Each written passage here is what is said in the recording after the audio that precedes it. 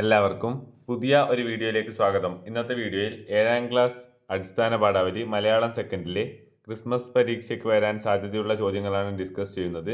വീഡിയോയിലേക്ക് പോകുന്നതിന് മുമ്പായി ചാനൽ ഇതുവരെയും സബ്സ്ക്രൈബ് ചെയ്യാത്ത കൂട്ടുകാർ സബ്സ്ക്രൈബ് ചെയ്തു ഒപ്പം തൊട്ടടുത്തുള്ള ബെല്ലൈക്കൺ കൂടി എനേബിൾ ചെയ്യാൻ ശ്രദ്ധിക്കുക. കൂടാതെ നിങ്ങളുടെ കൂട്ടുകാരിലേക്ക് ഷെയർ ചെയ്യാനും വീഡിയോ ഒന്ന് ലൈക്ക് ചെയ്ത് കാണാനും ശ്രദ്ധിക്കുക. അപ്പോൾ നമുക്ക് നേരെ വീഡിയോയിലേക്ക് കടക്കാം. പ്രവർത്തനം 1 വായിക്കാം എഴുതാമെന്നാണ്. ഇവിടെ മരം നട്ട മനുഷ്യൻ എന്നുള്ള ഒരു പാരഗ്രാഫ് ഇവിടെ നൽകിയിട്ടുണ്ട്. വീഡിയോയുടെ ലെങ്ത് കൂടുന്നതിനാൽ അതിവിടെ വായിക്കുന്നില്ല. നിങ്ങൾക്കിത് പോസ്റ്റ് ചെയ്ത് വായിക്കാവുന്നതാണ്.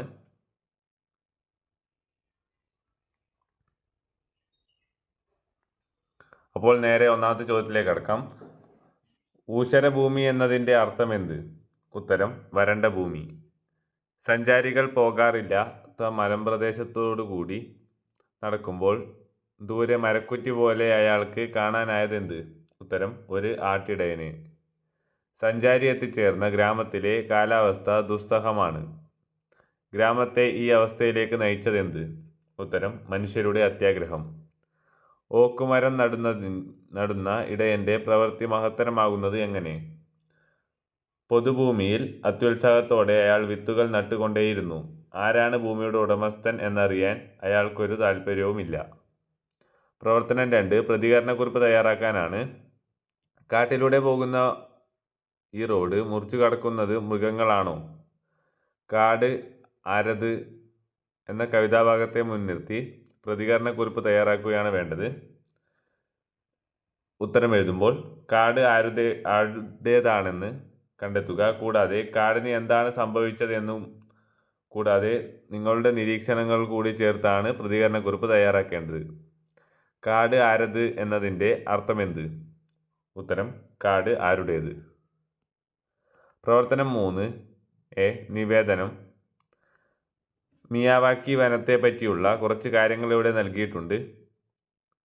നിങ്ങളത് പോസ്റ്റ് ചെയ്ത് വായിക്കുമെന്ന് കരുതുന്നു. ചോദ്യം നോക്കാം. കുറഞ്ഞ സ്ഥലത്തും വൈവിധ്യമാർന്ന മരങ്ങൾ നട്ടു വളർത്താവുന്ന മിയാവാക്കി വനത്തിൻ്റെ നിർമ്മാണ രീതികൾ പരിചയപ്പെട്ടല്ലോ. നിങ്ങളുടെ പഞ്ചായത്തിലും ഒഴിഞ്ഞുകിടക്കുന്ന സ്ഥലത്ത് ഇത്തരത്തിലുള്ള ഒരു മിയാവാക്കി വനം വെച്ചുപിടിപ്പിക്കണമെന്ന് അഭ്യർത്ഥിച്ചുകൊണ്ട് തദ്ദേശ സ്വയംഭരണ സ്ഥാപനത്തിന് നൽകുന്നതിനുള്ള ഒരു നിവേദനം തയ്യാറാക്കാനാണ് ചോദ്യം. നിവേദനം തയ്യാറാക്കുമ്പോൾ അഭിസംബോധന കൂടാതെ ഉള്ളടക്കം, വിശദാംശങ്ങൾ, അഭ്യർത്ഥന എന്നിവ ഉൾപ്പെടുത്തേണ്ടതാണ്. പ്രശ്നങ്ങൾ, പരിഹാര നിർദ്ദേശങ്ങൾ എന്നിവ സൂചിപ്പിക്കുക. കൂടാതെ കത്തിൻ്റെ ഒരു ഔദ്യോഗിക ഘടനയായ ഡേറ്റ്, അതോടൊപ്പം തന്നെ ഭാഷ എന്നിവ ശ്രദ്ധിക്കേണ്ട ഒരു കാര്യം തന്നെയാണ്. അടുത്ത ചോദ്യം. ഫാത്തിമത്തുരുത്ത് എന്ന കവിത എഴുതിയതാര്? ഉത്തരം കുരീപ്പുഴ ശ്രീകുമാർ. പ്രവർത്തനം 4 ആസ്വാദനക്കുറിപ്പ് തയ്യാറാക്കാനാണ്. അനാവൃഷ്ടി എന്ന ഒരു കവിത ഇവിടെ നൽകിയിട്ടുണ്ട്. MN പാലൂര് രചിച്ച കവിതയാണിത്. കാലാവസ്ഥാ വ്യതിയാനത്തെ കുറിച്ച് കവി സൂചിപ്പിക്കുന്നത് എങ്ങനെ?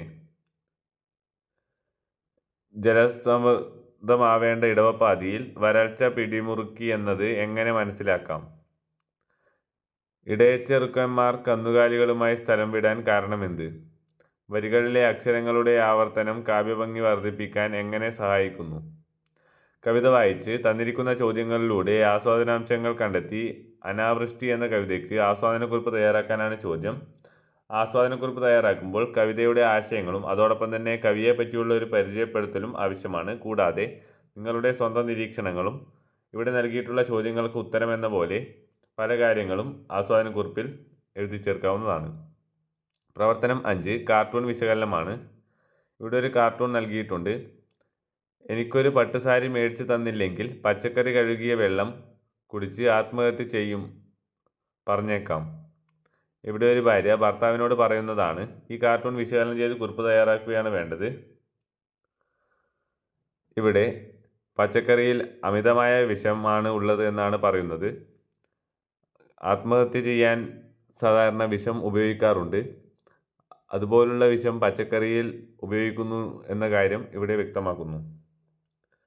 കൂടാതെ നിങ്ങളുടെ സ്വന്തം അഭിപ്രായങ്ങൾ കൂടി ചേർത്താണ് കാർട്ടൂൺ വിശകലനം ചെയ്ത് കുറിപ്പ് തയ്യാറാക്കേണ്ടത്. പ്രവർത്തനം 6 ഉപന്യാസം തയ്യാറാക്കാനാണ്. ഇവിടെ ഒരു പാരഗ്രാഫ് നൽകിയിട്ടുണ്ട്. നാട്ടുജീവിതത്തിൻ്റെ ഓരങ്ങളിൽ അർത്ഥശൂന്യമായി ഇടപെട്ടുകൊണ്ടിരിക്കുന്ന ചില നിരർത്ഥകമായ പ്രവർത്തനങ്ങൾ, കിണറ്റിൽ വീണ പൂച്ചയെ എങ്ങനെ കരകയറ്റാം എന്ന കഥയിലും നാം കണ്ടു. ആവശ്യ സന്ദർഭങ്ങൾ സ്വന്തം താല്പര്യങ്ങളെ മാറ്റി നിർത്തിയും മറ്റുള്ളവർക്ക് സഹായമാവാൻ തയ്യാറാവേണ്ടതിൻ്റെ ആവശ്യകതയെക്കുറിച്ച് ഒരു ലഘു ഉപന്യാസം തയ്യാറാക്കാനാണ് ചോദ്യം. ഉപന്യാസം തയ്യാറാക്കുമ്പോൾ ഉപന്യാസത്തിന് തലക്കെട്ട്, അതോടൊപ്പം തന്നെ നല്ലൊരു തുടക്കവും അത്യാവശ്യമാണ്. കൂടാതെ വിഷയവുമായി ബന്ധപ്പെട്ട് നിങ്ങളുടെ നിരീക്ഷണങ്ങളും നിലപാടുകളും യുക്തിയും ഉൾപ്പെടുത്തുക. കൂടാതെ കിണറ്റിൽ വീണ പൂച്ചയെ എങ്ങനെ കരകയറ്റാം എന്ന പാഠഭാഗത്തിലെ കാര്യങ്ങൾ കൂടി ഉൾപ്പെടുത്തി വേണം ലഘു ഉപന്യാസം തയ്യാറാക്കാൻ. വെള്ളത്തിൽ വീണ പൂച്ച നേരത്തെ മാടിയിൽ അഭയം തേടിയതാവും. അടിവരയിട്ട പദത്തിന് പകരം പദം എഴുതുക. ഇവിടെ മാടി എന്ന പദത്തിനാണ് അടിവരയിട്ടിട്ടുള്ളത്. അതിന് പകരം പദം ഇവിടെ തന്നിട്ടുള്ളത് മാളം എന്നാണ്. വീഡിയോ ഇവിടെ അവസാനിക്കുന്നു. വീഡിയോ ഉപകാരപ്രദമായ ചാനൽ മറക്കാതെ സബ്സ്ക്രൈബ് ചെയ്ത് ബെല്ലൈക്കൺ കൂടി എനേബിൾ ചെയ്യൂ. Thank you for watching. By.